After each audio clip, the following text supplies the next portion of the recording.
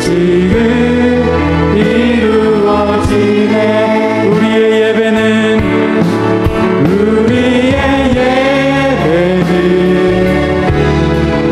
우리의 고백은 주님의 말씀을 온전히 순종하는 지금 우리의 사랑은 우리의 행복은 주님을 높이며 온전히 순종하는 지금 이루어지네. 마지막으로 고백하겠습니다. 우리의 예배는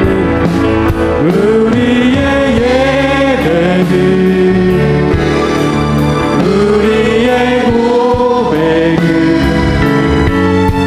주님의 말씀을 온전히 순종하는 지금 우리의 사랑은 우리의 행복은 주님을 높이며 온전히 순종하는 지금 이루어지네. 아멘. 우리가 고백한 대로 항상 순종하며 나아가는 우리 다음 세대 되었으면 좋겠습니다. 우리 다음 찬양 무화과 나뭇잎이 우리 즐겁게 찬양하겠습니다. 우리 하실 수 있는 분은 율동을 한번 따라 하시면서 찬양하면 좋겠습니다. 무화과 나뭇잎이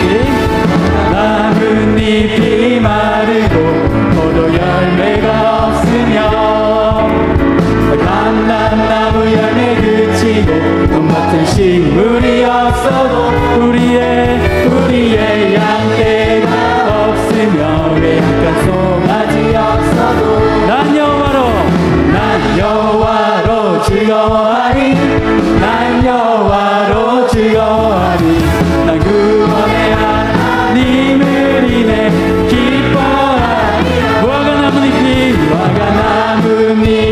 마르고 포도 열매가 없으며 감람나무 열매 그치고 눈밭에 식물이 없어도 우리의 양떼가 없으며 왜 약간 송아지 없어도 난 여호와로 즐거워하리. 난 여호와로 즐거워하리. 난 구원의 하나님을 인해 기뻐하리. 무화과 나뭇잎이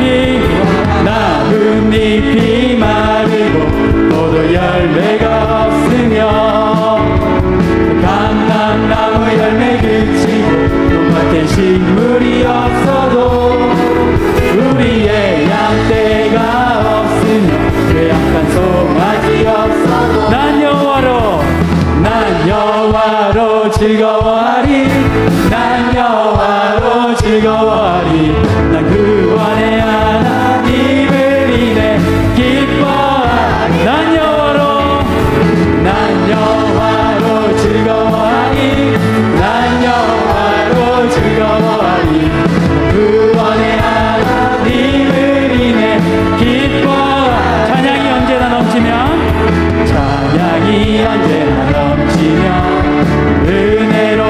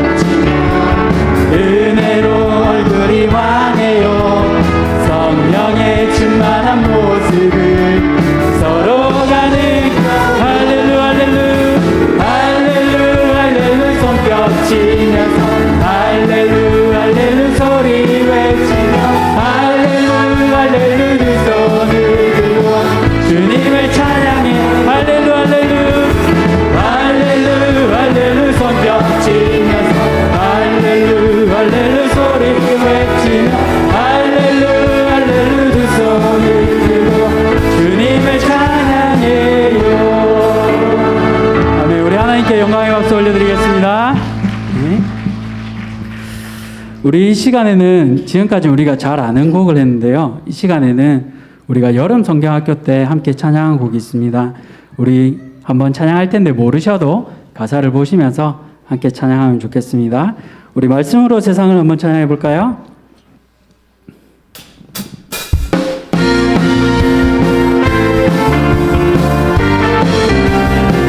말씀으로 세상을 만드신 나의 하나님, 말씀으로 내 맘도 새롭게 빚어준, 말씀으로 세상을 만드신 나의 하나님, 말씀으로 내 맘도 새롭게 빚어준, 용서하는 마음으로 사랑하는 마음으로 순종하는 마음으로 새롭게 빚어준, 말씀으로 세상을 만드신 나의 하나님, 말씀으로 내 맘도 새롭게 빚어준, 말씀으로 세상을 만드신, 말씀으로 세상을 만드신 나의 하나님, 말씀으로 내 맘도 새롭게 빚어준, 용서하는 마음으로 사랑하는 마음으로 순종하는 마음으로 새롭게 빚어준, 용서하는 마음으로 사랑하는 마음으로 순종하는 마음으로 새롭게 빚어준, 예수께로 가면 나는 기뻐요. 걱정 근심 없고 정말 즐거워. 예수께로 가면 나는 기뻐요. 나와 같은 나이 부르셨어요. 예수께로 가면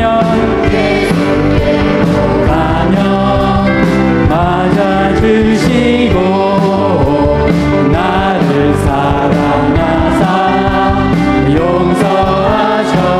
예수께로 가면 나는 기뻐요. 나와 같은 아이 부르셨어요. 예수께로 가면 손을 붙잡고 어디서나 나를 인도하셔. 예수께로 가면 나는 기뻐요. 나와 같은 아이 부르셨어. 나와 같은 아이 부르셨어. 마지막으로 나와 같은 아이 부르셨어요.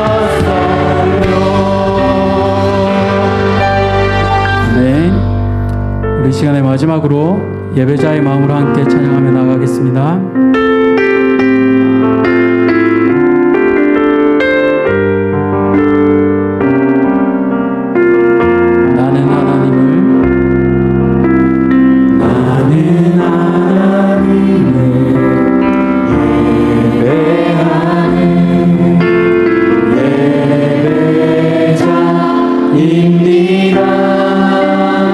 내가 서 있는 곳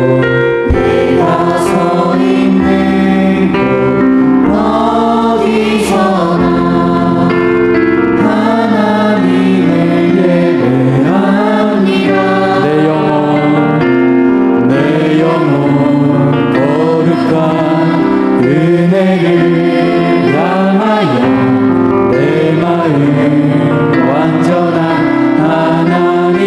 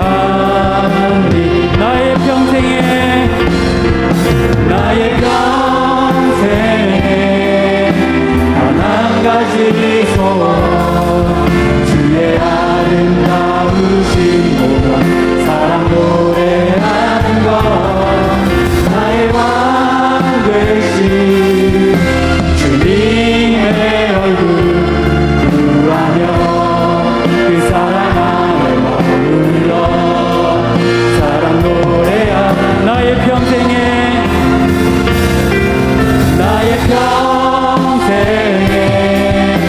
단 한 가지 소원 주의 아름다우신 보며 사랑 노래하는 것 나의 왕 되신 주님의 얼굴 구하며 그 사랑 안에 머물러 사랑 노래하니 내 영혼 거룩한 내 영혼 거룩한 은혜를 향하여 내 마음 완전한 하나님 향하여 이곳에서 바로 이 시간 하나님을 예배하니 목소리로만 고백하겠습니다. 내 영혼 거룩한 은혜를 향하여 내 마음 완전한 하나님 향하여 이곳에서 바로 이 시간 하나님을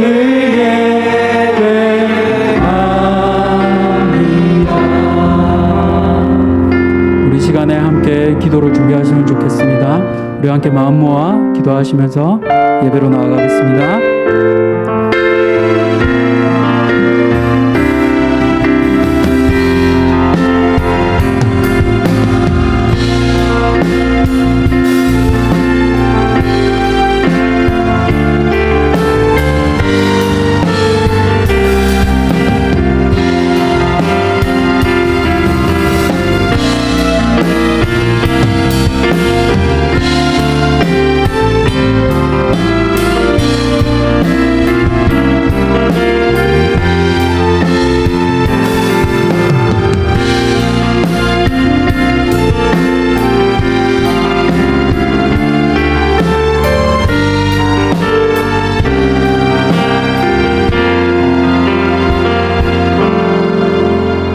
우리를 대표하여 21일간 다니엘 기도회를 개근하였던 우리 초등일부 김혜솜 어린이가 기도하도록 하겠습니다.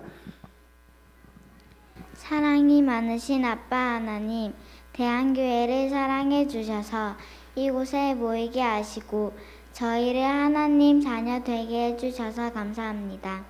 연약하고 죄 많은 모습으로 나아왔지만 예수님의 피로 저희 죄를 깨끗이 씻어주세요. 오늘 주님께서 세우신 대한교회의 다음 세대들이 하나님의 헌신 예배로 나아갑니다. 저희는 아직 어리고 가진 것도 너무 작지만 주님께서 사용하시면 하나님 나라와 대한교회를 위해 귀하게 쓰임 받을 줄 믿습니다. 창조주 하나님을 항상 기억하며 어두운 세상에 빛이 되는 삶을 살아가게 도와주세요. 저희들을 위해 항상 기도하시고 수고하시는 모든 선생님들과 목사님, 강도사님, 그리고 정도사님의 헌신도 기억하시고 기쁘게 받아주세요. 코로나19 때문에 힘든 성도님들에게 하나님 찾아가 주셔서 힘주시고 코로나 빨리 끝나게 도와주세요. 국강승 목사님 설교하실 때 성령님 큰 능력 더하여 주세요. 다시 오실 우리 주 예수 그리스도의 이름으로 기도드렸습니다. 아멘.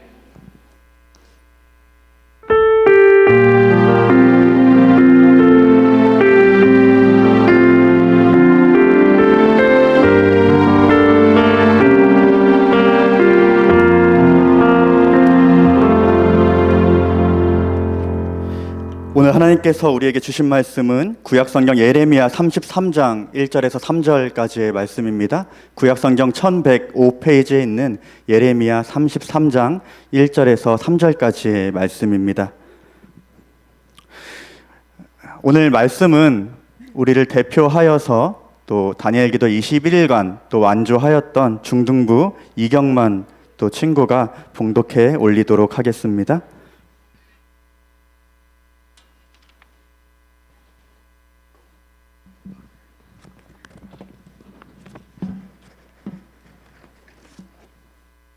제가 성경 봉독하겠습니다. 예레미야가 아직 시대 뜰에 갇혀 있을 때 여호와의 말씀이 그에게 두 번째로 임하니라. 이르시되 이를 행하시는 여호와, 그것을 만들며 성취하시는 여호와, 그의 이름을 여호와라 하는 이가 이와 같이 이르시도다.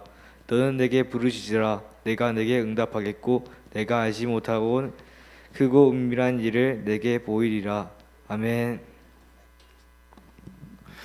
이 시간에는 또 귀한 분을 모셨습니다. 현재 수영록교회 교육 디렉터로 섬기고 계시는 국강승 목사님께서 너는 내게 부르짖으라 라는 말씀의 제목으로 말씀 전하실 때 큰 은혜 받으시기를 바랍니다. 나오실 때 큰 박수로 환영하도록 하겠습니다.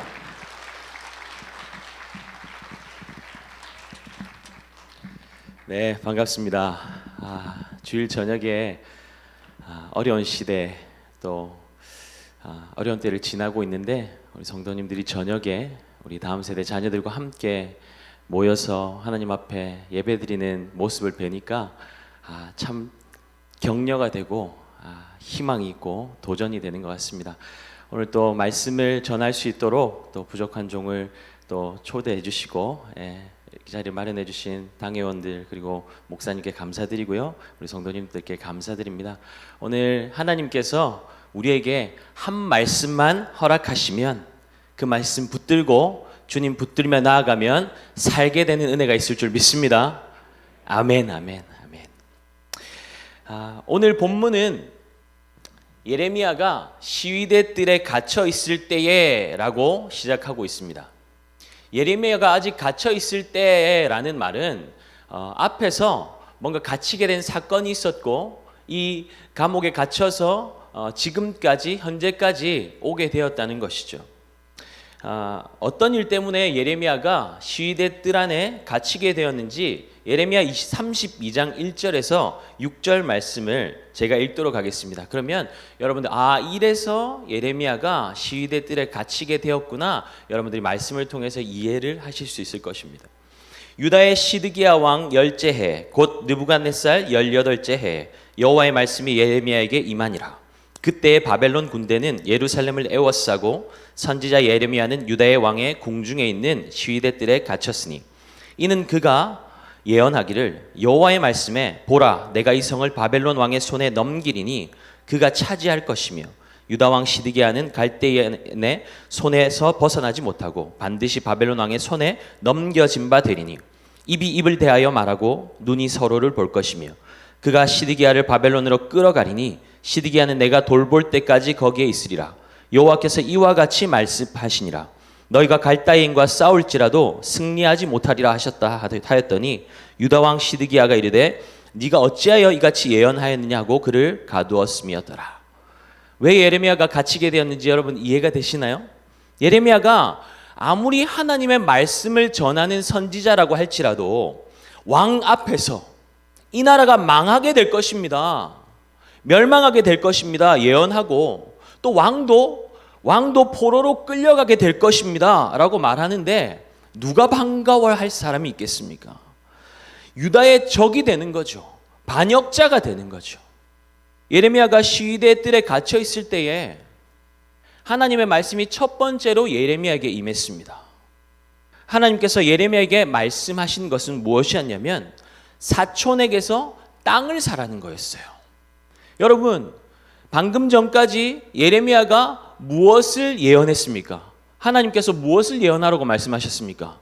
이 나라가 멸망하게 될 거야. 이 나라가 빼앗기게 될 거야. 그랬는데 지금 하나님께서 예레미야에게 명령하시는 것이 무엇이냐면 사촌이 오면 땅을 사라. 멸망해버릴 땅을 사라고 명령하시는 것입니다. 망해버릴 나라의 땅을 사는 것이 무슨 의미가 있겠어요?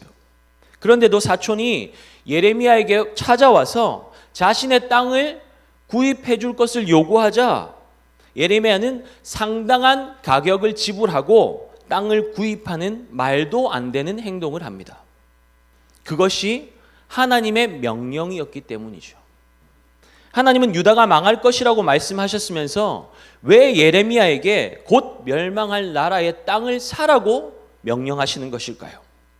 나라의 멸망을 외치다가 결국 반역자로 몰려서 동족들의 적이 되었고 감옥에까지 갇히는 신세가 되었는데 하나님은 도대체 무엇을 말씀하시려고 예레미야에게 토지를 사라고 명령하시는 것일까요?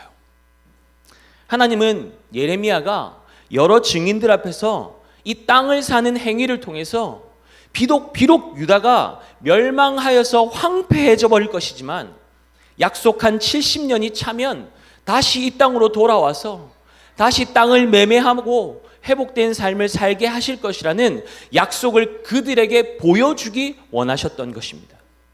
그렇다면 유다는 왜 하나님의 진노 앞에 서게 된 것일까요? 출애굽한 이스라엘 백성들은 시내산에서 하나님 한 분만 사랑하기로 그렇게 섬기기로 하나님과 언약을 맺었었습니다. 그런데 그들이 어떻게 했죠? 하나님과 약속을 깨뜨리고 이스라엘 백성 남녀노소 할 것 없이 손으로 만든 온갖 우상들로 자신의 집을 채우고 우상을 섬기기 시작했습니다. 심지어 백성들을 하나님께로 인도해야 할 제사장들과 선지자들까지도 타락하여서 우상 숭배의 죄를 저질렀습니다. 성전 안에 우상들이 세워졌고 하나님만 예배해야 할 성전 안에서 백성들은 우상에게 절하며 하나님이 거하시는 성전을 죄악된 장소로 변질시켜 버렸습니다. 이스라엘 백성들이 우상을 섬긴 가장 큰 이유가 무엇일까요? 왜 그들이 우상을 섬기는 말도 안 되는 일을 했을까요? 자신의 유익을 위함이었습니다. 다산과 풍요를 위함이었어요. 우상을 섬기면 더 많은 자식을 가지게 될 것이고 더 풍요로운 삶을 살 수 있다는 헛된 욕망이 그들을 더욱더 우상 숭배에 집착하게 만들었습니다.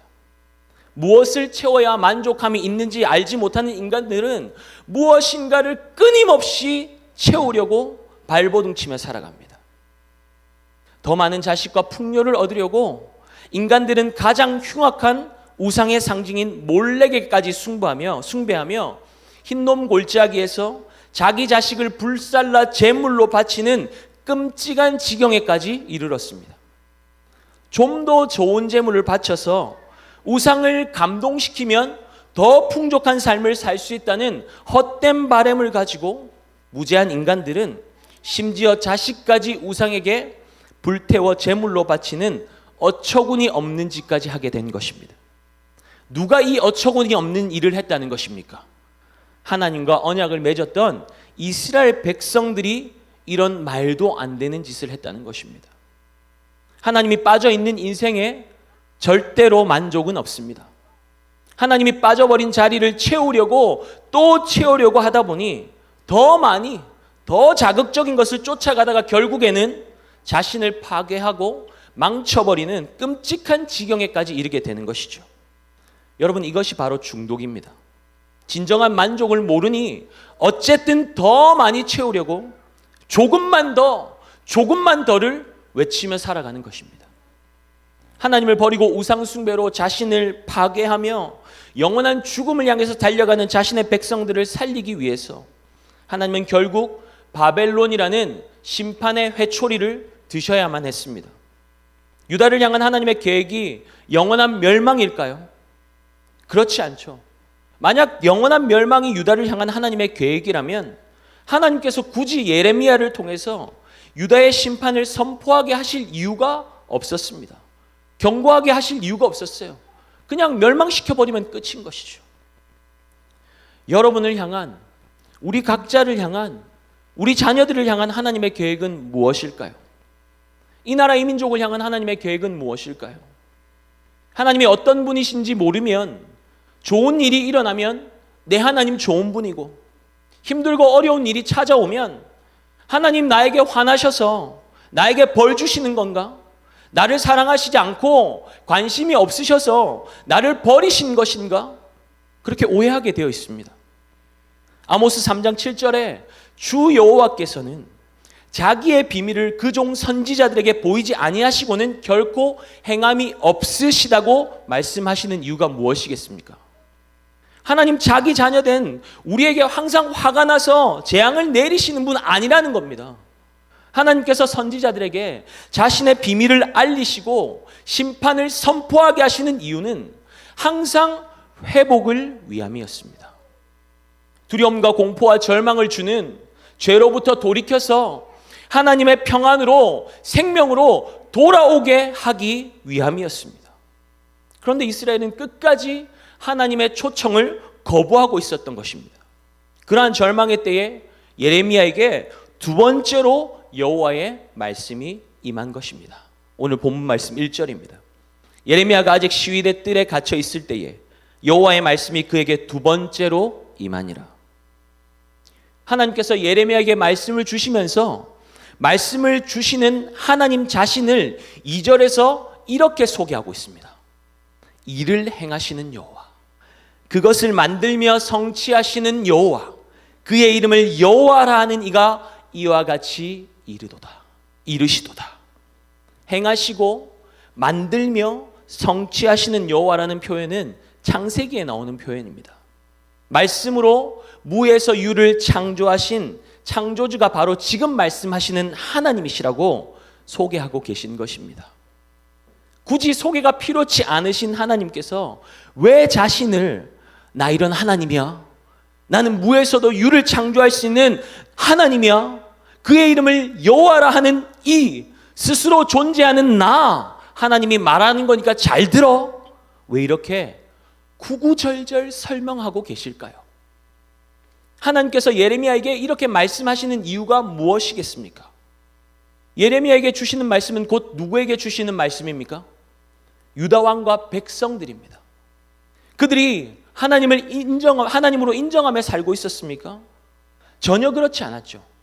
하나님의 백성들이 자신의 하나님을 우상보다도 더 못한 분으로 취급하고 있으니 하나님 말씀 듣겠습니까?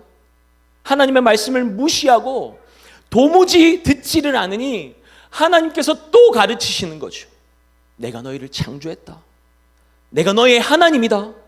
너희를 사랑하고 너희를 보호하고 지키고 인도하는 것은 우상이 아니라 바로 나 스스로 있는 너희의 하나님이다 말씀하고 계신 것입니다. 비록 너희가 나를 하나님으로 인정하지 않고 우상을 숭배하며 멸망으로 달려가고 있지만 나는 너희를 절대로 포기하지 않을 거야. 지금은 내가 눈물을 머금고 바벨론의 그 심판의 채찍을 들어서 너희를 때릴 거지만 반드시 너희를 다시 회복시키고 말 거야. 지금 이 상황이 너희들의 눈에 보기에는 절망이고 모든 것이 불가능해 보일지 모르겠지만 나는 불가능을 가능으로 바꾸며 무에서 유를 창조하는 전능하신 창조주 하나님이다.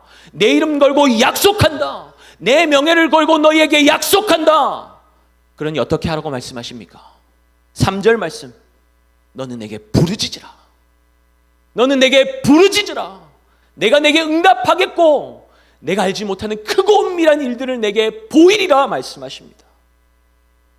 하나님께서 무엇이라고 말씀하신다고요? 너는 내게 부르짖으라. 부르짖다 하면 우리는 cry out, 크게 목청이 터질 정도로 크게 외치는 것을 생각하죠. 물론 cry out의 그런 의미도 있지만 지금 여기서 사용되는 부르짖다라는 그 단어의 의미에 더 가까운 의미는 call to me, ask me, 구해라, 물어봐라, 그 의미가 더 적합합니다. 공부하다가 잘 모르는 문제가 나오면 누구에게 물어보면 됩니까? 우리 다음 세대들. 공부하다가 잘 모르면 누구에게 물어보면 돼요? 네이버에 물어보면 돼요? 그 문제를 풀 수 있는 사람, 신뢰할 만한 사람에게 물어보면 되는 것이죠. 그렇다면 여러분, 내 삶 속에서 내가 도무지 해결할 수 없는 문제가 생겼을 때 누구에게 물어보면 될까요? 나를 창조하시고 내 삶을 완벽하게 책임지실 수 있는 하나님께 물어보는 것이 너무나 당연한 것 아닙니까? 그러나 유다는 절체절명의 순간에도 이스라엘의 왕이신 하나님을 찾지 않습니다. 예루살렘 성이 바벨론에 언제 함락될지, 이 나라의 운명이 어찌 될지 전혀 알 수 없는 그야말로 암흑과 같이 절망적인 상황 속에서도 그들은 하나님께 구하거나 묻지 않는 겁니다. 그러니 하나님께서 유다 백성들에게 말씀하시는 것이죠. 나는 불가능이 없는 전능자 하나님이다. 그러니 너희를 도울 힘도 없는 손으로 만든 우상 찾지 말고 나에게 나와라. 나에게 구하라. 내게 부르짖어라. 그러면 내가 응답하겠고 네가 알지 못하는 크고 은밀한 일을 내게 보이리라 말씀하시는 것입니다. 하나님께서 유다의 심판을 내리시는 이유는 구원하시고 회복시키기 위함이었습니다. 그들을 징계하시는 하나님의 본심은 사랑입니다. 그대로 내버려두면 영원한 멸망밖에 없으니 눈물을 머금고 때려서라도 살리시려는 하나님의 애타는 사랑이라는 말입니다. 너희가 나에게 돌아오면 내가 너희를 회복시킬 거야. 내가 너희를 구원할 거야. 70년이 차면 내가 너희를 바벨론의 포로에서 자유롭게 하여서 이 땅으로 반드시 돌아오게 할 거야. 하나님께서 자신의 이름을 걸고 백성들에게 지금 약속하고 계신 것입니다. 바벨론에게 멸망당한 유다 백성들이 포로로 끌려가면서 어찌 고국 땅으로 다시 돌아올 것을 기대할 수 있었겠습니까? 무기력하게 바벨론에 종살이하면서 살아가는 그들이 어떻게 자유를 찾을 것이라고 상상조차 할 수 있었겠습니까? 그런데 70년이 지났을 때에 하나님은 자신의 약속하신 바를 완벽하게 성취하십니다. 정확하게 이루어내십니다. 하나님께서 약속하신 70년이 찼을 때 어떤 일이 일어났습니까? 유다가 어떻게 바벨론의 포로에서 해방될 수 있었습니까? 그 누구도 상상 못한 절대 강국 바벨론이 페르시아에 멸망당하는 일이 일어납니다. 에스라 1장 1절 말씀을 제가 읽도록 하겠습니다. 바사왕 고레스 원년에 여호와께서 예레미야의 입을 통하여 하신 말씀을 이루게 하시려고, 여호와께서 예레미야의 입을 통하여 하신 말씀을 이루게 하시려고 바사왕 고레스의 마음을 감동시키시매 그가 온 나라에 공포도 하고 조소도 내려 이르되, 이름을 걸고 약속하신 하나님께서 자신의 약속하신 바를 이루시려고 바벨론을 정복한 최강대국 페르시아 왕 고레스의 마음을 감동시키셨다고 말씀하고 있습니다. 감동시키셨다는 말씀은, 이 말은 흔들어 깨우다라는 의미가 있습니다. 하나님께서 고레스의 왕의 마음을 흔들어 깨우시고 감동시키시니까 어떤 일이 일어났다는 것입니까? 하나님을 섬기지 않는 이방 나라의 왕이 유다 백성들이 고국 땅으로 돌아가도록 자유를 허락하고 하나님을 위해 예루살렘 성전을 건축하도록 조서를 내리게 만드셨다는 것입니다. 이 일을 누가 이루셨다고요? 하나님께서. 하나님은 반드시 자신의 약속을 지키시는 분인 줄 믿습니다. 이를 행하시는 여호와, 그것을 만들어서 성취하시는 여호와, 그분이 우리 아버지 하나님이십니다. 믿으십니까? 이 세상의 역사가 정치인들과 지혜자들, 유력한 사람들을 통해서 이루어지는 것처럼 보여지지만 절대로 그렇지 않습니다. 이 세상의 역사는 살아계신 하나님께서 움직여가고 계신 줄 믿습니다. 지금 코로나로 인해서 우리의 일상이 마비되고 당장 무너지고 망해버릴 것처럼 보인다고 할지라도 하나님이 허락하지 않으시면 그 어떠한 일도 우리에게 일어날 수 없습니다. 일을 행하시는 여호와, 그것을 만들며 성취하시는 여호와 하나님께서 지금도 온 세상을, 여러분의 삶을, 여러분의 가정을 다스리고 계신 줄 믿습니다. 교회 공동체가 함께 모여서 예배 드리는 것이 우리에게 너무나 당연한 일상이었지만 교회 문이 닫히고 온라인 예배로 예배가 전환되기도 하고 코로나 바이러스는 사라질 기미가 보이지 않고 우리의 마음은 점점 불안해지기만 하죠. 어둠은 점점 더 짙어져 가는 것처럼 보입니다. 이러한 때에 여러분은 어떤 소리에 귀 기울이고 계십니까? 왜 우리의 마음은 끝도 알 수 없이 깊은 바닥으로 끌려 내려가고 있는 것일까요? 이 지긋지긋한 두려움과 절망은 언제쯤 끝이 날까요? 코로나 백신이 나오면 우리의 두려움이 사라질까요? 한 치 앞도 알 수 없는 어둠의 터널을 지나는 이러한 때에 하나님 없는 세상 사람들과 하나님을 아버지로 모시고 살아가는 우리와 도대체 어떤 다른 점이 있습니까?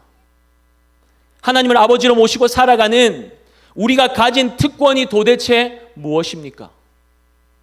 이 세상 사람들처럼 우리가 똑같이 절망하고 똑같이 한숨 짓고 언젠가는 좋아질 것이라는 막연한 희망과 기대를 품고 살고 있다면 도대체 우리는 무엇을 믿고 있는 것입니까?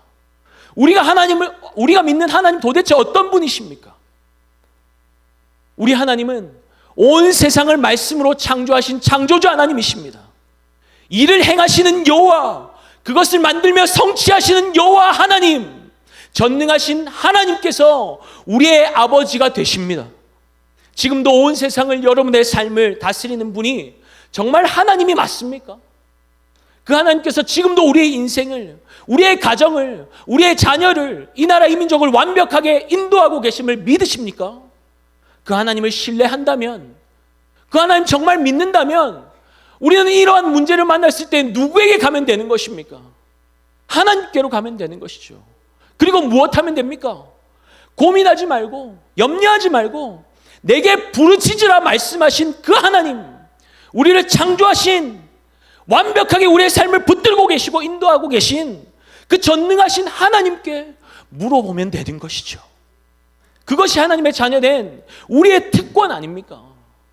우리가 어떻게 우리의 문제를 하나님께 가져갈 수 있습니까? 내 하나님은, 내가 믿는 하나님은 내가 가진 이 문제를 능히 해결하실 수 있는 분인 것을 믿고 신뢰하니까 하나님께 나아가서 물어볼 수 있고 부르짖을 수 있는 것이죠. 우리가 하나님을 신뢰하며 부르짖을 때에 하나님께서 우리에게 응답하시겠다고 약속하십니다. 여러분, 우리 하나님은 우리가 부르짖으며 간구한 것 딱 그 정도만 주시는 분이 아니십니다. 만약 그러하신 분이라면 네가 나에게 와서 부르짖으면 네가 알지 못하는 크고 은밀한 일을 내게 보여주겠다, 이렇게 약속하시겠습니까? 우리 하나님이 고작 내가 구한 그 정도밖에 들어주실 능력밖에 없으신 분이십니까? 당연히 아니죠. 우리 하나님은 감히 우리가 상상할 수도 없고 이해할 수도 없는 크고 높고 위대하신 분이십니다. 코로나 따위가 어찌 하나님보다 능력 있다고, 크다고 우리를 속일 수 있겠습니까? 이 어려운 상황 속에서도 하나님은 하나님의 작정하신 일들을 이루고 계신 줄 믿습니다. 우리의 삶에 이해할 수 없는 아픔과 절망이 가득하여서 눈물의 골짜기를 지나가고 있다고 할지라도 우리가 믿음으로 하나님께 부르짖기 시작하면 우리 하나님은 우리가 상상도 못했던 크고 놀라운 일들을 우리에게 응답으로 허락해 주실 줄 믿습니다. 내 하나님에 대한 믿음과 확신이 있는 사람은 이렇게 고백할 수 있는 것이죠. 비록 힘들고 어려운 시간을 지나가고 있지만 하나님께서 여전히 내 삶을 완벽하게 다스리고 계신 줄 믿습니다. 하나님, 우리가 겪고 있는 이 어려움을 능히 끝내시고 선으로 바꾸실 수 있는 전능하신 하나님이십니다. 제가 상황과 환경 바라보며 한숨 짓고 불평하며 시간 허비하며 살지 않게 하여 주시고, 이 시간을 통해서 하나님께서 우리에게 말씀하시고 가르치시기 원하는 것들이 무엇인지 깨달아 알게 하여 주시옵소서. 하나님께 부르짖으며 나아갈 때에 크고 은밀한 일을 내게 보이실 하나님을 기대하며 나아갈 수 있도록 나에게 믿음을 더하여 주시옵소서. 이것이 하나님의 자녀들에게 있어야 할 기도 아니겠습니까? 코로나로 인해서 우리 모두가 위축되어 있습니다. 그런데 이러한 때에도 우리 다음 세대 아이들이 학교 곳곳에서 기도 모임을 이어나가고 있습니다. 지금은 모여서 기도하면 욕먹어요. 못해요. 다음에 코로나가 끝나고 상황이 좋아지면 다시 모여서 기도할게요. 기도하는 사람이 저밖에 없어요. 함께 기도할 친구들 모이면 그때 모여서 기도할게요. 이런 아이들이 있습니다. 부모님들도 상황 좋아지면 교회에 보낼게요. 이런 말을 자주 하십니다. 근데 여러분, 상황이 더 좋아졌습니까? 상황 따라가다 보면, 환경 따라가다 보면 우리는 늘 세상에 이리저리 끌려다닐 수밖에 없습니다. 곰곰이 생각해 보면 우리에게 상황이 좋았던 때는 단 한 번도 없어요. 그리고 하나님께서 상황이 좋아지면 기도해라 이렇게 말씀하신 적도 없으시죠. 불가능해 보이는 상황, 절망적인 상황 속에서도 하나님 붙들고 하나님 앞에 기도하지 않는데 도대체 언제 기도할 수 있겠습니까? 불가능하니까 하나님께 기도하는 것이죠. 하나님만이 이 문제를 해결하실 수 있다는 것을 믿기 때문에 기도하는 것이죠. 어렵고 두렵지만 믿음으로 도전하는 사람은 하나님의 역사하심을 반드시 경험하게 되는 줄 믿습니다. 최근에 수능 시험을 앞둔 어떤 고3 남자 학생이 고등부 친구들 후배들 앞에서 이런 간증을 했습니다. 다른 학교에서 기도 모임을 통해서 예수님 믿게 된 학생이 생겼다는 이야기를 듣고 자신의 학교에도 기도 모임을 만들어야 되겠다는 도전을 받았답니다. 그런데 막상 기도 모임을 만들려고 하니까 현실의 벽이 너무 높은 거죠. 학교 학생 대부분이 교회에 안 다니는 상황이었고 코로나로 기독교에 대한 인식도 너무 좋지 않고 마음으로는 기도 모임 홍보 전단을 전교생에게 뿌리고 싶은 마음이 가득한데 자신은 없는 거예요. 그래서 SNS에 기도 모임 홍보글을 작게 올렸다고 합니다. 첫날 모임 때 아무도 오지 않을 것 같아서 다른 교회 다니는 친구에게 부탁해서 2명이서 함께 첫 기도 모임을 시작했지만 자신이 느끼기에 기도에 참석 인원이 2명이 아니라 그 이상이었다고 합니다. 그 자리에 하나님이 함께 계셨기 때문이라는 것이죠.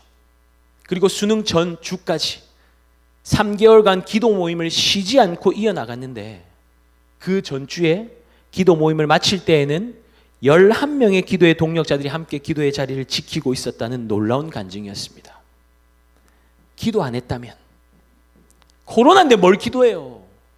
큰일 나요. 다음에 해요. 이랬다면 아무런 일도 일어나지 않았겠죠. 그런데 주님 주신 마음 가지고 두렵지만 순정의 발걸음을 옮겼더니 학교를 위해 기도하는 기도의 사람들이 이렇게 일어난 것입니다. 그것뿐이겠습니까? 고등부 안에 이 간증을 듣고 학교에서 매일 기도하며 기도 모임을 이어가고 있고 그동안 여러 가지 이유로 쉬고 있었는데 다시 기도 모임을 시작해야 되겠다는 학생들이 일어나고 있어요.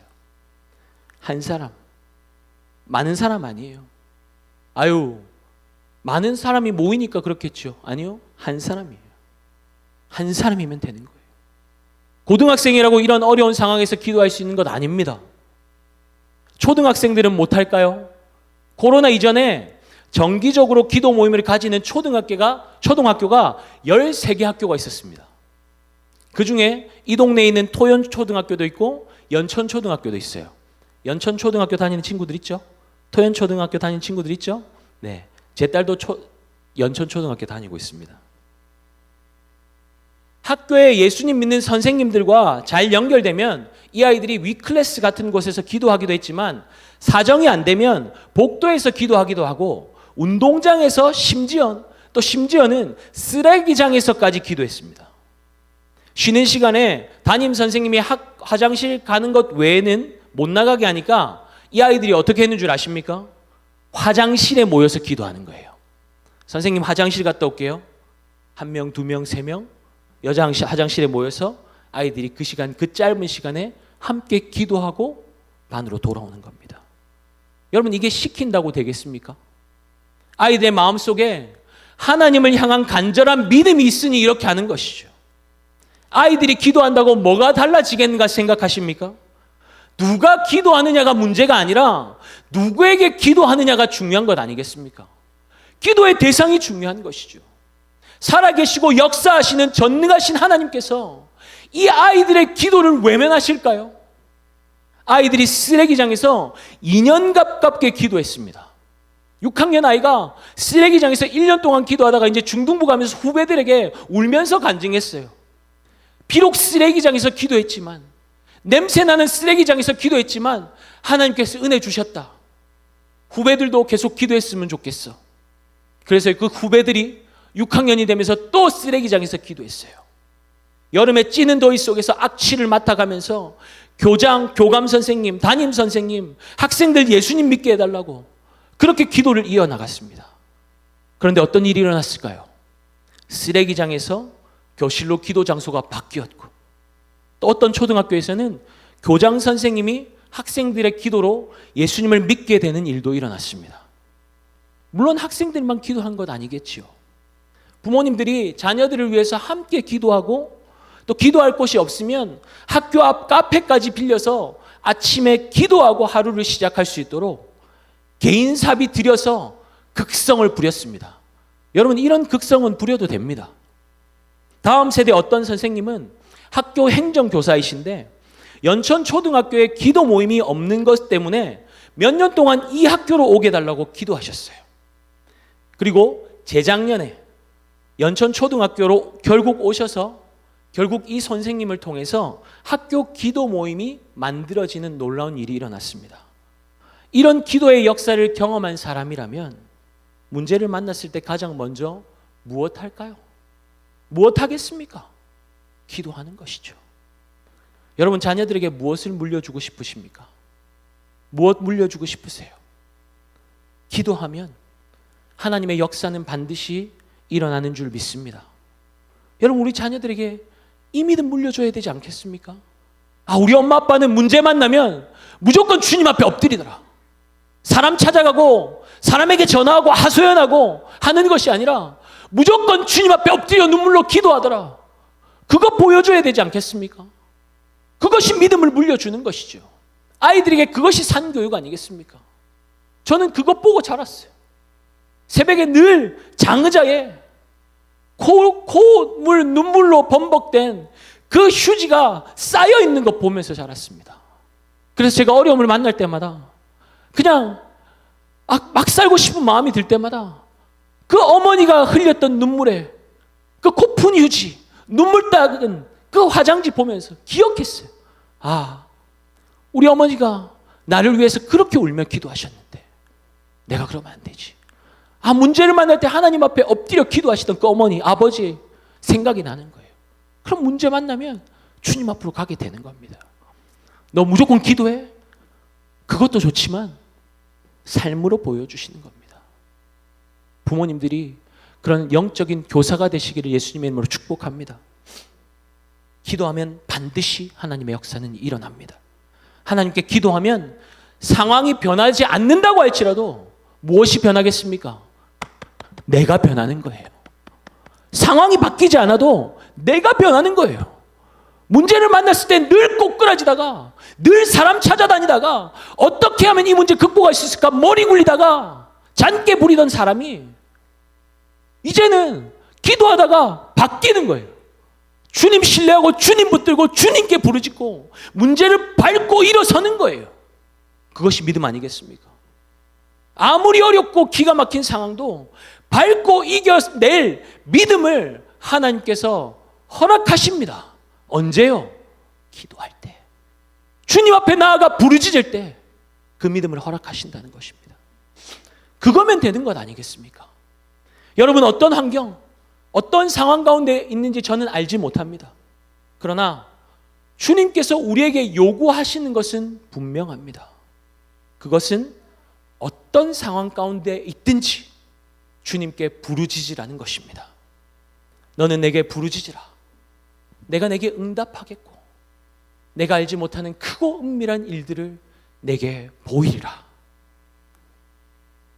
일을 행하시는 여호와, 그것을 만들며 성취하시는 여호와, 그의 이름을 여호와라 하는 이가 우리에게 약속하고 계십니다. 여러분, 누구를 붙들겠습니까? 누구에게 찾아갈 겁니까? 누구를 붙들면 평안이 있습니까? 누구에게 부르짖으면 내 삶의 문제가 해결될 수 있을까요?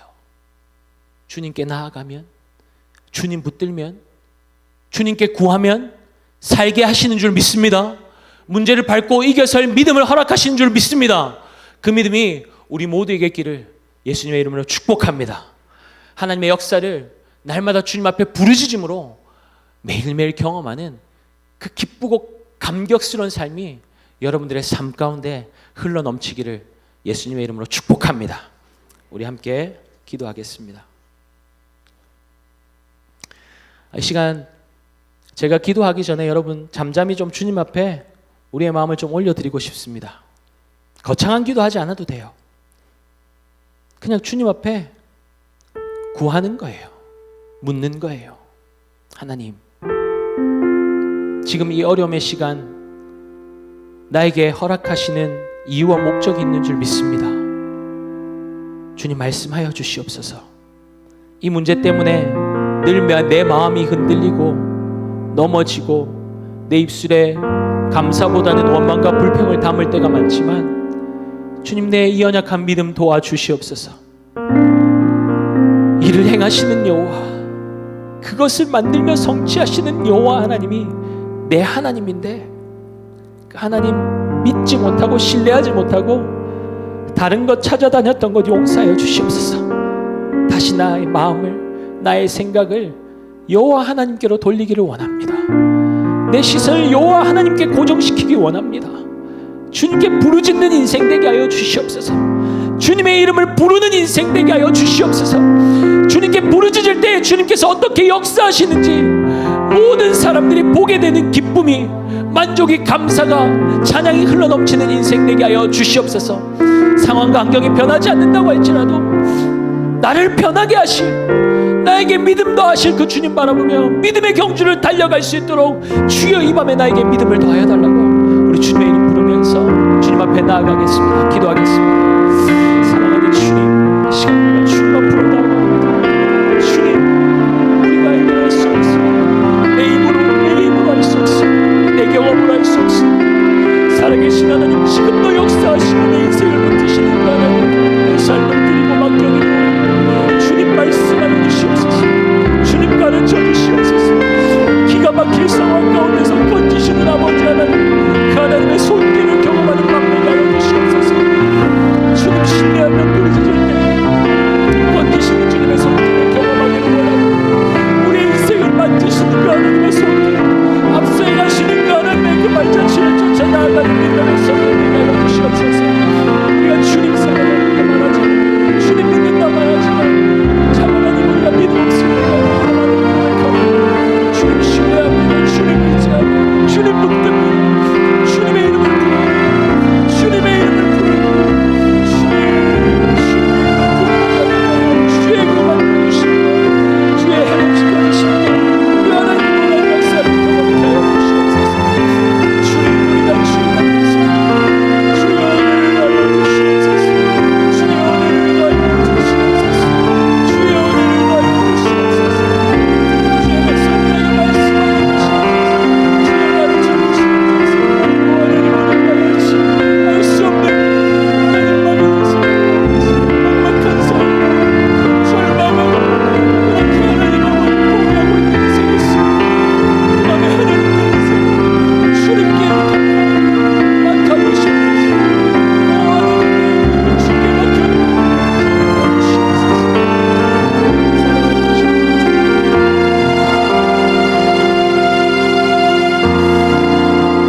사랑하는 하나님,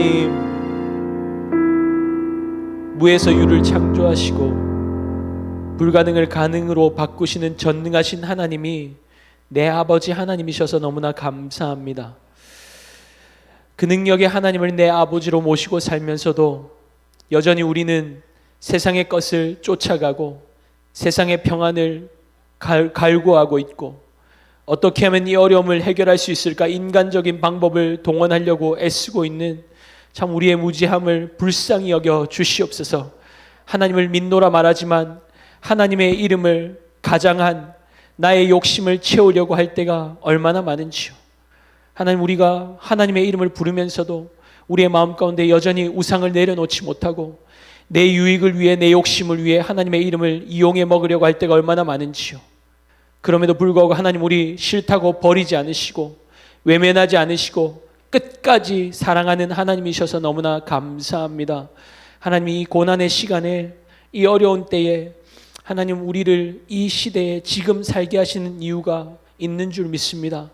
하나님, 이 고난의 시간 하나님 여전히 살아서 역사하고 계시고 하나님의 작정하신 뜻을 이루고 계신 시간일진데, 하나님, 우리가 하나님의 뜻을 알지 못하여서 불평하고 원망하고 낙심하며 절망하며 그렇게 세상 사람들과 똑같이 살지 않도록 도와주시고 하나님의 뜻을 깨달아라.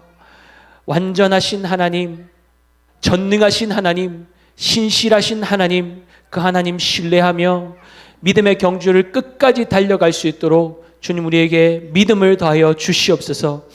하나님 아버지, 어디로 갈지 알지 못하여서 하나님 아버지, 그 두려움 가운데 사로잡혀 있는 지체들이 있습니까? 절망 가운데 있는 지체들이 있습니까? 너는 내게 부르짖으라. 내가 내게 응답하겠고 내가 알지 못한 크고 은밀한 일을 보이리라 약속하신 그 하나님께 부르짖게 하여 주시고, 그 하나님의 이름을 부를 때에, 믿음으로 외칠 때에, 우리의 삶을 주님께 맡겨드릴 때에 기가 막힌 그 수렁 가운데서 건지시는 그 주님의 손길을 경험하는 감격스러운 삶을 살 수 있도록 주님 은혜를 더하여 주시옵소서. 하나님, 우리의 자녀들에게 정말 좋은 믿음의 유산을 물려주고 싶은데 참 하나님, 우리가 실수하고 낭망할 때가 많지만 오늘 다시 한번 주님 앞에 결단하는 것은, 하나님, 우리가 사람 찾아다니지 않겠습니다. 사람의 방법 동원하지 않겠습니다.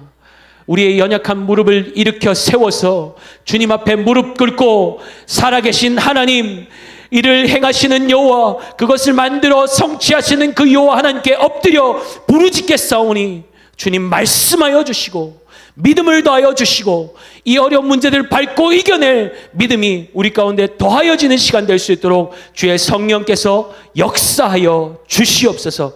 이 밤에 우리의 삶을, 우리의 자녀들의 삶을, 이 나라의 민족을 주님께 올려드리는 그 성도들의 기도를 들으시고 하나님 아버지, 작정하신 때에 완벽하게 이루실 것들로 인하여서 주님께 감사와 찬양과 영광을 올려드립니다. 주 예수의 그리스도의 이름을 가지고 세상 속에 묶여 살지 않게 하시고 세상을 이기신 그 예수 그리스도의 이름을 날마다 증거하며 선포하며 넉넉한 승리를 경험하는 귀하고 복된 믿음의 삶을 살아낼 수 있도록 주여 성령이여 우리를 사로잡아 주시옵소서. 우리 함께 하시는 주님을 신뢰합니다. 우리 가운데 역사하시는 하나님을 기대합니다. 대한교회 위에 주의 성령의 기름 부어 주셔서 주의 백성들이 가는 곳곳마다 예수의 생명의 역사가 드러나는 놀라운 생명의 통로 되어질 수 있도록 많은 사람들을 예수의 생명으로 이끌어들이는 별과 같이 빛나는 주의 성도들 다 되어질 수 있도록 주의 성령이여 이끌어 주시옵소서. 우리 함께 하시는 주님을 찬양합니다. 이 밤에도 우리 가운데 말씀하신 주님을 찬양합니다. 감사합니다. 살아계신 예수 그리스도의 이름으로 기도드렸습니다. 아멘. 감사의 박수를 좀 드리겠습니다. 말씀 감사합니다. 이 시간 나와주세요. 이 시간에는 다음 세대 율동으로 특성을 올려드리도록 하겠습니다. 우리 담임 목사님을 통해 십계명 강해가 설교되었을 때 동시에 다음 세대에서도 십계명 설교가 되었습니다. 그러면서 저희가 십계명 쓰기, 또 만들기, 암송하기, 또 율동을 계속해서 진행하는 가운데 있었는데요. 이 시간 우리 다음 세대들이 또 율동할 때 또 큰 호응해 주시고 또 박수도 이렇게 쳐주시면 좋겠습니다. 함께 심차게 박수로 또 맞아주시면 감사하겠습니다.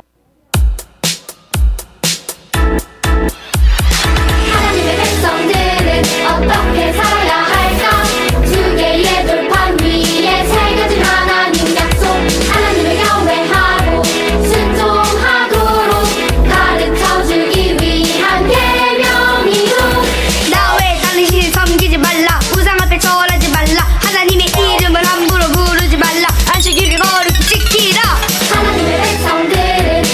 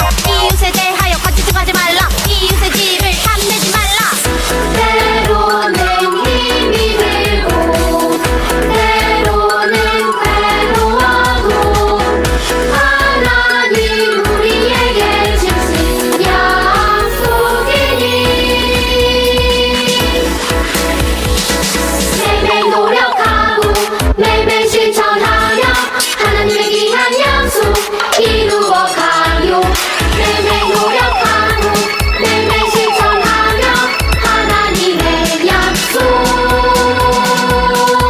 이루어가요 빠라빵빵 워우 워우 예예 빠라빵빵 워우 워우 예 빠라빵빵 워우 워우 예예 빠라빵빵 워우 워우 예 차렷 경례. 자, 들어가시면 됩니다. 바로 이어서 헌신보고 하도록 하겠습니다. PPT 좀 부탁합니다. 네, 다음 화면이요. 세 가지로 정리해서 또 빠른 시간 내에 또 진행을 하도록 하겠습니다. 행사, 신방, 가정에 관련된 사역 세 가지로 하겠습니다. 넘겨주세요. 저희가 이번 코로나로 인해서 또 많은 행사가 축소가 되어서 또 유치부부터 초등 2부까지는 여름 성경학교, 그리고 중고등부는 여름 수련회만 행사를 진행하였습니다. 다음 화면이요. 8월 2일, 9일, 16일 3주간 저희가 코로나로 인해서 기존에 계획했던 토요일, 주일에 했던 사역을 주일을 이용해서 이렇게 8월 2일, 9일, 16일 3주 동안 유치부와 그리고 초등부 이렇게 사역을 하였습니다.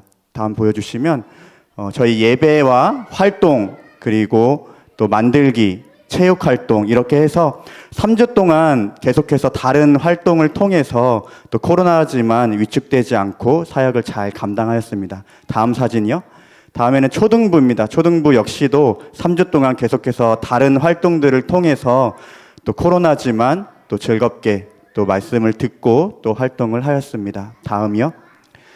중고등부는 금요일을 이용해서 8월 7일부터 9일까지 금요일, 토요일, 주일 이렇게 3일간 수련회를 진행했습니다. 수련회는 원래 잠을 자는 게 가장 큰 추억인데 사실 코로나로 인해서 잠을 자지 못하고 금요일 저녁 집회, 그리고 토요일 활동, 또 주일 오전 집회로 이렇게 마쳤습니다. 다음 화면이요. 저희 예배 사진입니다. 찬양하고 또 기도하고 또 말씀을 선포했고요. 또 토요일에는 또 활동을 하고 또 주일에는 레크레이션까지 이렇게 진행을 하였습니다. 다음이요. 그리고 신방은 유치부부터 초등 2부까지 함께 했고 또 중고등부는 따로 이렇게 신방을 진행했는데요. 다음 화면이요. 저희가 유치부 초등부 배달의 만족을 하였습니다. 특별히 3월 코로나가 처음 또 시작되었던 2월 말부터 해서 저희가 아이들을 못 만나는 것에 대해서 또 안타까워하면서 3월 달에 성도 가정부터 시작을 해서 5월 달에는 어린이날을 맞이해서 성도 가정과 또 불신 가정을 방문하였습니다. 그리고 지난 여름 성경학교가 끝난 이후에 불신 가정 아이들이 2월 달부터 한 번도 나오지 못해서 저희가 명단을 정리하여서 또 신방을 원하는 그런 가정에 선물을 전달하였습니다. 다음이요. 중고등부도 마찬가지로 3월 중에 코로나 신방을 하였습니다. 그리고 중고등부 같은 경우에는 어린 아이들에 비해서 또 자유가 좀 있더라고요. 그래서 방학하고 토요일, 주일을 이용해서 저희가 1대1로 만나서 식사를 하고 교제를 했고요. 또 반별이나 그룹으로 이렇게 모여서 한 90% 이상 또 신방을 마쳤습니다. 마지막으로는 가정 사역입니다. 가정 연계되는 사역을 저희가 어른분들이 목적 40일 하는 동안 또 십계명을 하는 동안 연계를 하여서 가정에서도 활동을 할 수 있도록 했습니다. 다음 화면이요. 목적 40일이 6월 14일부터 7월 23일까지 진행이 되었습니다. 그래서 제가 고민을 하던 중에 어른들이랑 아이들이랑 말씀을 같이 듣기 때문에 주중에도 들었던 말씀을 한번 같이 나누었으면 좋겠다라는 마음이 들어서 6주간의 가정 예배지를 자체적으로 만들어서 배포를 하였고요. 다음 화면 보면 저희 가정에서 예배한 가정의 사진입니다. 이건 좀 보시라고 좀 시간을 좀 드릴게요. 좀 자기 얼굴도 좀 한번 보시고요. 저희가 분명한 가정에서의 소망을 이것들을 통해서 보았습니다. 다음 화면 보여주시면요. 한 번이라도 참석한 가정이 총 24가정이 있었고 6주 동안 빠지지 않고 완주한 가정이 18가정이 있었습니다. 다음이요. 그래 이 여세를 몰아서 저희 여름성경학교도 유치부, 초등 1부, 2부가 같은 말씀으로 이렇게 진행을 해서 또 이것들도 목적 41대처럼 한번 해보자 해서 가정예배지를 이렇게 배부해서 한 번이라도 참여한 가정이 19가정, 그리고 16가정은 3주 동안 빠지지 않고 진행을 하게 되었습니다. 마지막으로 십계명 강해가 진행되는 동안에 저희도 굉장히 중요한 말씀이 십계명을 아이들에게 좀 같이 가르쳐야겠다라고 하면서 어른처럼 그냥 설교만 듣고 끝날 수 없기 때문에 저희가 필사, 그리고 만들기, 암송, 또 앞에서 했던 율동을 이렇게 페스티벌로 묶어서 가정에서 활동할 수 있도록 하였습니다. 다음 화면이요.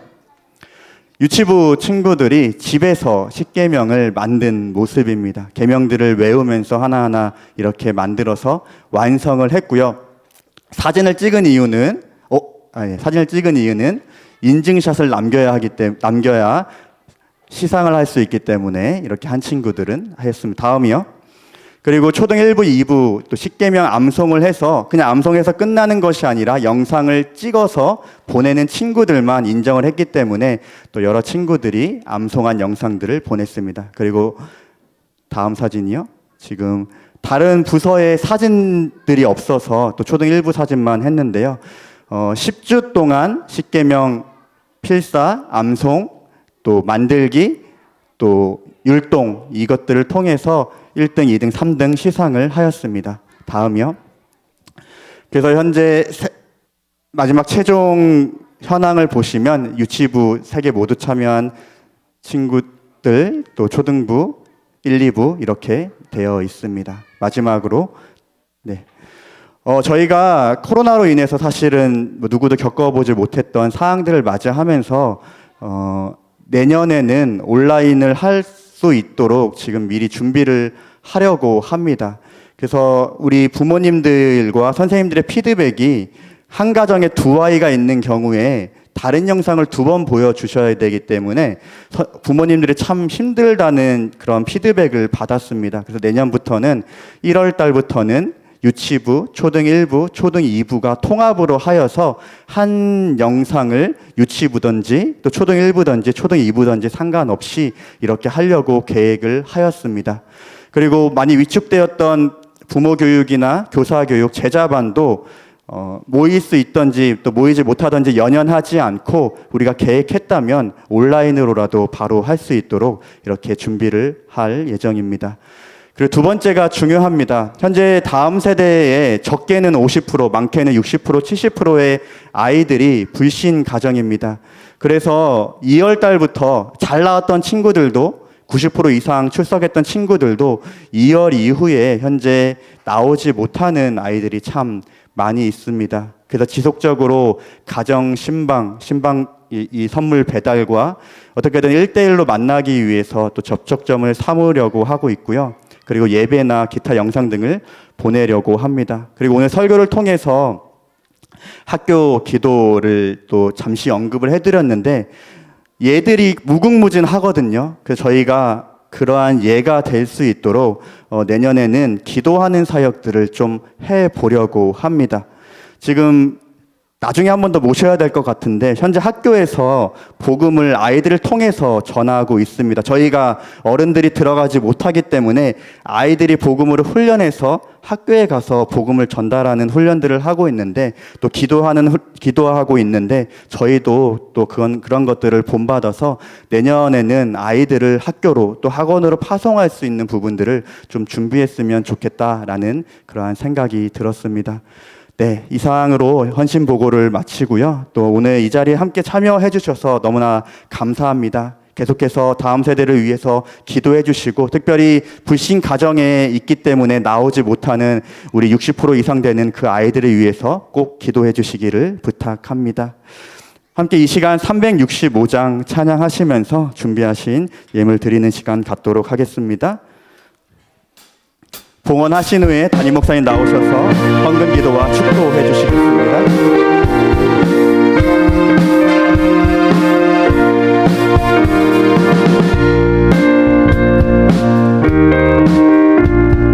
주 예수 앞에 달려라 슬픈 마음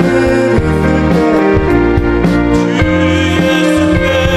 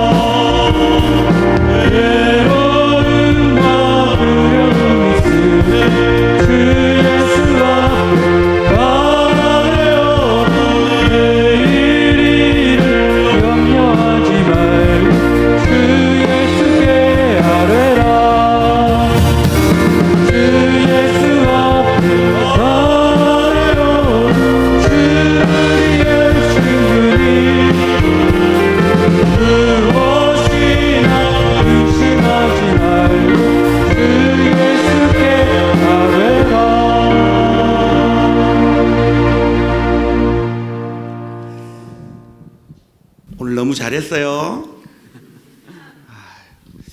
저는 이 다른 아이들도 너무 잘하고 이뻤는데 두 아이가 제가 눈에 탁 띄었습니다. 이 쥐는 율동 안 하고 인형을 율동시키는 아이하고 앞에서 이 지도하는 교사를 무시하고 지 박자에 맞춰가지고 이것만 하는 우리 시안이었나요? 그런데 그냥 하는 게 아니에요. 시안이가 박자를 따라서 하더라고요. 이게 놀랍더라고요. 큰 인물 되실 줄 믿습니다. 기도하겠습니다.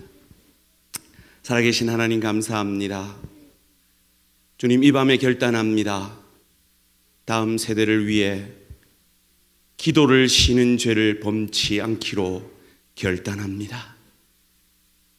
주님, 어두워져가는 이 세대 속에 이 다음 세대가 우리 대양의 희망인 줄 믿습니다. 그러기에 이 다음 세대를 위해 기도하며 이 다음 세대를 위해 헌신하는 우리 교사들과 교육자들을 위해 기도하기로 결단합니다. 그리할 때 우리의 기대는, 세상의 기대는 이 다음 세대가 우리의 세대보다 더 헌신이 약해질 것이고 교회들이 더 약해질 것이라고 생각들을 하지만 우리가 알지 못하는 크고 은밀한 일로 한국교회 다음 세대를 통해 더 크게 일하실 하나님을 우리로 목도하며 체험하는 역사가 있게 하여 주시옵소서. 주님 앞에 이것을 위해 기도하며 기도로 우리 자녀들에게 모범을 보이기로 결단하는 우리 대한가족들 되어짐으로 우리를 감격해 하시는 하나님을 경험케 하여 주시옵소서. 감사드리오며 이 모든 말씀 주 예수 그리스도 이름으로 비옵고 이제는 우리 주 예수 그리스도의 은혜와 하나님의 크신 사랑과 보혜사 성령님의 충만하신 은총이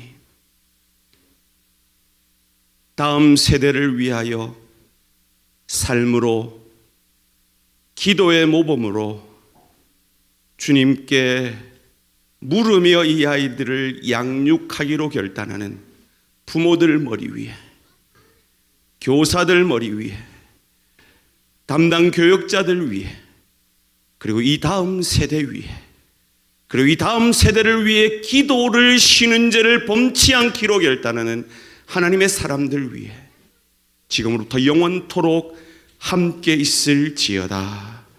아멘.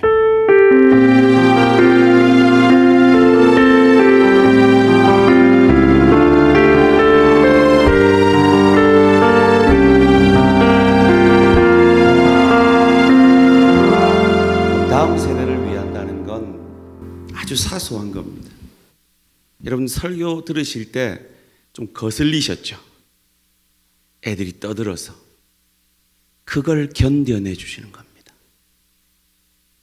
그걸 견뎌내시고 저 다음 세대를 위해 기다려 주시는 겁니다.